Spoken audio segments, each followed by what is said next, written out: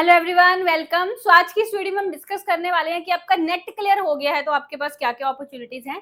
देखिए, मैंने अलग वीडियो बनाई है कि अगर आपका जीआरएफ क्लियर हो गया है तो आगे क्या करना है। अलग वीडियो बनाई है कि अगर आपका पीएचडी, ओनली पीएचडी वाला सिनारियो वाला कट ऑफ क्लियर हुआ है तो आपको क्या करना है। तो ये वीडियो डेडिकेटेड है कि अगर आपका नेट वाला कट ऑफ क्लियर हुआ है, यानी कि जिसमें आप पीएचडी ओनली वाले के लिए भी एलिजिबल हो, पीएचडी में भी एडमिशन लेने के लिए एलिजिबल हो और साथ में असिस्टेंट प्रोफेसर बनने के लिए भी आप एलिजिबल हो। ठीक है, अब यहाँ पे आप असिस्टेंट प्रोफेसर, लेक्चरर बन सकते हैं। इसके अलावा आपके पास क्या क्या अपॉर्चुनिटीज है, यानी कि अगर आपका नेट क्लियर है तो आपके पास क्या क्या अपॉर्चुनिटीज हैं और इसके अलावा। ठीक है, असिस्टेंट प्रोफेसर के अलावा इन चीजों के बारे में भी हम डिस्कस करेंगे। तो पूरी वीडियो को आज की को देखना, और डिस्क्रिप्शन में आपको सभी डिटेल्स दी गई हैं। मेरी एप्लीकेशन का लिंक दिया गया है, बुक्स का लिंक, टेलीग्राम का लिंक, यहाँ से भी आप एप्लीकेशन को डायरेक्टली स्कैन कर सकते हैं। सो हमारे अगले बैचेस स्टार्ट हो चुके हैं। जून 2024, दिसंबर 2024 क्लासेस चल रही हैं अभी एप्लीकेशन पर। Net economics, assistant professor economics, PGT economics, you can enrol now. So let's start.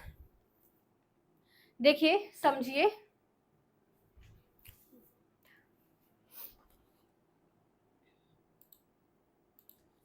सबसे पहले तो जब आपका नेट क्लियर होता है, देखिए, तो आपके पास ऑप्शन रहता है असिस्टेंट प्रोफेसर का। अब इसके लिए सबसे पहले हम समझ लेते हैं कि कैसे प्रोसीड करना है, फिर दूसरी अपॉर्चुनिटीज की बात कर लेंगे।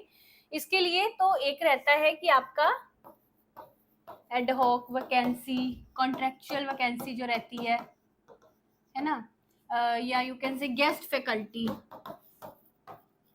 एक इस तरह की वैकेंसीज होती हैं। एक होती है पूरा direct recruitment, regular vacancy, regular post, और एक जो आपकी पूरा रिक्रूटमेंट नोटिफिकेशन आता है, इसमें बड़ी तादाद पर वैकेंसीज निकलती हैं, जैसे कि एमपीपीएससी, एचपीएससी, ये भी। ठीक है, अब समझिए ध्यान से, आपको करना क्या। बेसिकली ये जो एडहॉक वाली, ये गेस्ट फैकल्टी वाली निकलती हैं, इसका नोटिफिकेशन आता है जो यूनिवर्सिटीज, कॉलेजेस की वेबसाइट्स पर। जैसे मान लीजिए आपका नेट क्लियर हो गया, अब आपने असिस्टेंट प्रोफेसर की जॉब करनी है, तो उसके लिए आप क्या करेंगे, जो भी आप जिस स्टेट में रहते हो, उस स्टेट में जो भी यूनिवर्सिटीज या कॉलेजेस हैं, उनकी वेबसाइट देखते रहा करिए।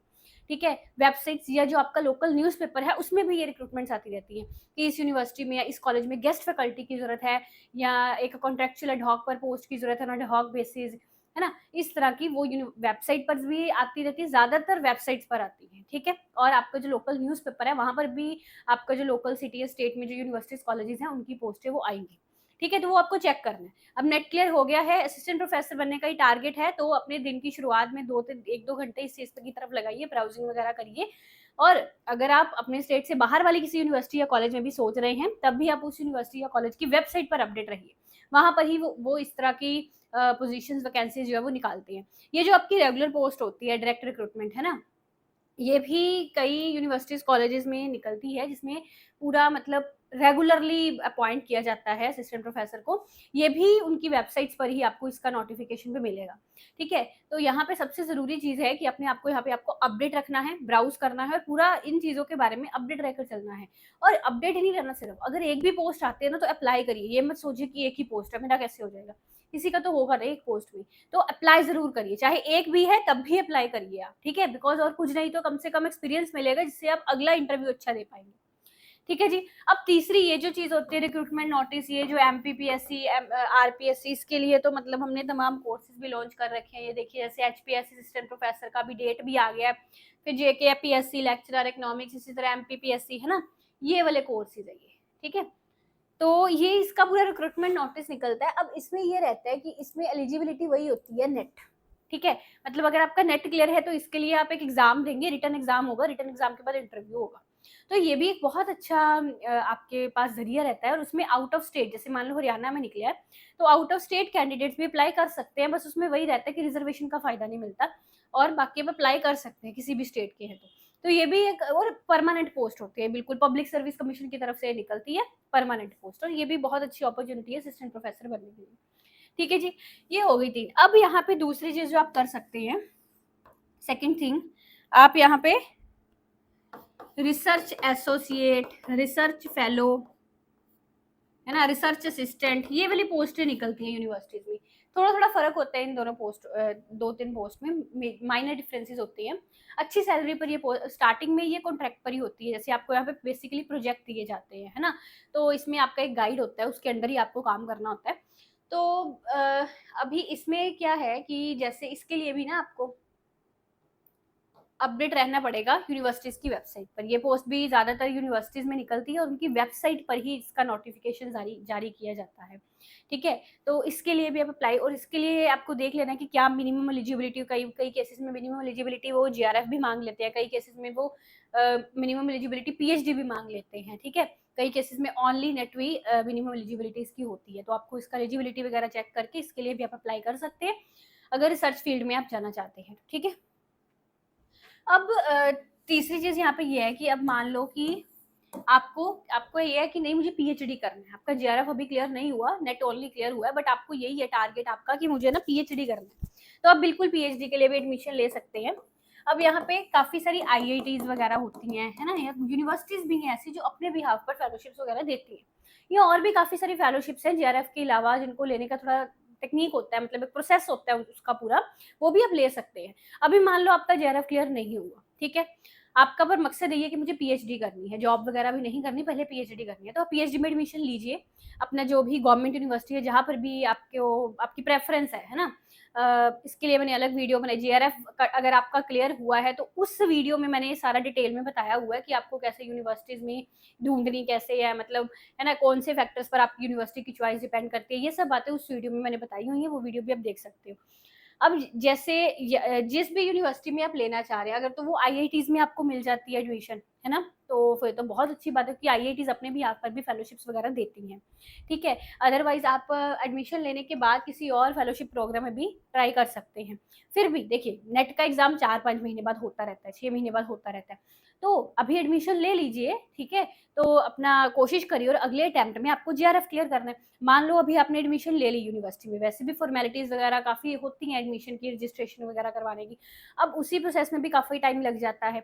अपना पूरा वो रखिए, गोल रखिए कि मुझे अगले अटेम्प्ट में जीआरएफ निकालना है। तो जैसे ही आपका जीआरएफ क्लियर होता है, तब से आपका जिस दिन आपका जीआरएफ का वो आपको वार्ड लेटर मिल गया, उसके बाद से आप अपना फेलोशिप अप्लाई कर सकते हैं, फेलोशिप के लिए अप्लाई कर सकते हैं, जो भी आपका बेनिफिशियरी कोड का प्रोसेस है वो स्टार्ट कर सकते हैं, और पीएचडी के दौरान ही आपकी फेलोशिप स्टार्ट हो जाएगी, है ना?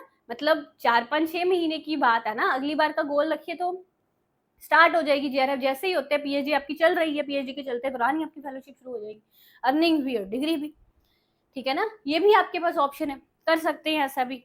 तो आगे आपका चौथा यहाँ पे पॉइंट रहता है एक पीएसयू, पब्लिक सेक्टर अंडरटेकिंग। जी हाँ, इसमें वैकेंसीज निकलती हैं, जैसे जितने भी महारत्न है, नवरत्न है, इनमें वैकेंसीज निकलती हैं। इसका पूरा नोटिफिकेशन आता है, उसके लिए आप सर्च करिए, इसके लिए भी ब्राउजिंग जरूरी है, और इसमें मिनिमम एलिजिबिलिटी नेट बताई रहती है, ठीक है, कि लीजिए इसके लिए एलिजिबल कैंडिडेट्स वो हैं जिनका नेट क्लियर है, तो इसके लिए भी आप अप्लाई कर सकते हैं। इसके लिए भी आपको थोड़ा गूगल पर, क्रोम पर सर्च करना पड़ेगा कि किस महारत्न या किस नवरत्न में अभी नोटिफिकेशन रिलीज हुआ है और क्या उसकी एलिजिबिलिटी है, इसके बारे में भी आपको थोड़ा अपडेट रहना पड़ेगा। पब्लिक सेक्टर अंडरटेकिंग्स की वैकेंसीज के लिए भी आप अप्लाई कर सकते हैं, ठीक है।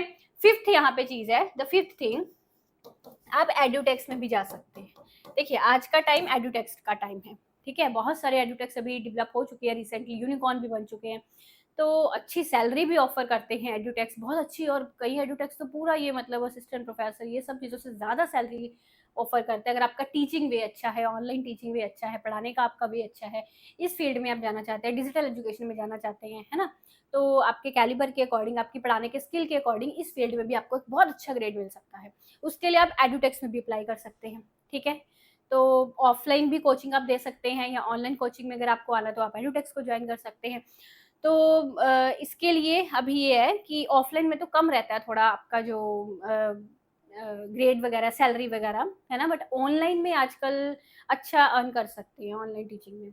तो अब ये एडुटेक्स के लिए आपको इसके लिए भी थोड़ा ब्राउज करना पड़ेगा कि कौन कौन से, जिस सब्जेक्ट में आपका नेट क्लियर हुआ है उस सब्जेक्ट को कौन कौन से एडुटेक्स है जो टारगेट करते हैं, और क्या इन एडुटेक्स में कोई रिक्रूटमेंट वगैरह है या नहीं है, ना, उनकी भी वेबसाइट्स पर ये ऑनलाइन ही आपको सभी चीज़ें पता चलेंगी।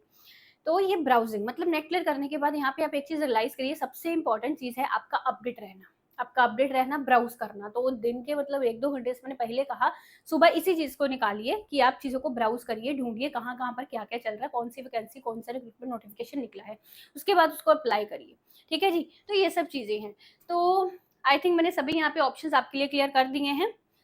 सो होपफुली वीडियो आपको अच्छी लगी होगी। डिस्क्रिप्शन में आपको सभी सारी डिटेल्स दी गई हैं, हमारे चैनल का लिंक, एप्लीकेशन का लिंक, टेलीग्राम का लिंक एंड मेरी बुक्स का लिंक भी। सो आपके मन में और भी इसके रिलेटेड कोई डाउट है तो कमेंट बॉक्स में मुझे ज़रूर बताना। Thank you so much.